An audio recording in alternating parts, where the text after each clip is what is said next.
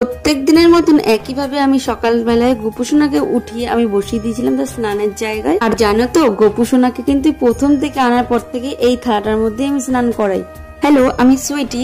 আমি আবারও চলে এসেছি তোমাদের কাছে নতুন ভিডিও নিয়ে, গোপুর রেগুলারের যে ভিডিও। গোপুসোনাকে স্নান করানোর পর একটা সুন্দর ইয়েলো কালারের ড্রেস পরে নিয়েছি। আর দেখো ইয়েলো কালারে কতটা সুন্দর লাগছে, তাই না? তোমাদেরকে তো আমি আগেই বলেছিলাম যে গোপুসোনাকে ইয়েলো কালারের ড্রেসটা পরালে অপূর্ব দেখতে লাগে।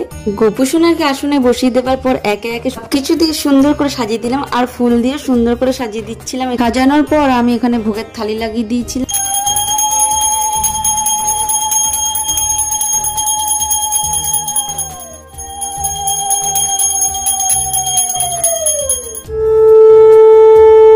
আরতি করে নেবার পর আমি প্রথমেই গোপুসোনাকে লাড্ডু খাইয়ে দিচ্ছিলাম। তারপরে ছিল আমাদের গাছের পেয়ারা, তো পেয়ারাও খাইয়ে দিলাম। গোপুসোনার আজকে সাজটা কেমন হয়েছিল অবশ্যই কমেন্ট করে জানাইও কিন্তু।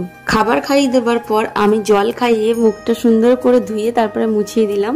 আর আজকে যেহেতু বৃহস্পতিবার ছিল, সব ঠাকুরের পুজোটা আমি একবারে দিয়ে নিয়েছিলাম। আমাদের বাড়িতে কিন্তু কম বেশি অনেক ঠাকুরই আছে। আজকের ভিডিওটা এই অবধি। দেখা হচ্ছে খুব শীঘ্রই নতুন ভিডিও নিয়ে। আমার ভালোবাসা নিয়ে সবাই সুস্থ থেকো, ভালো থেকো, টাটা।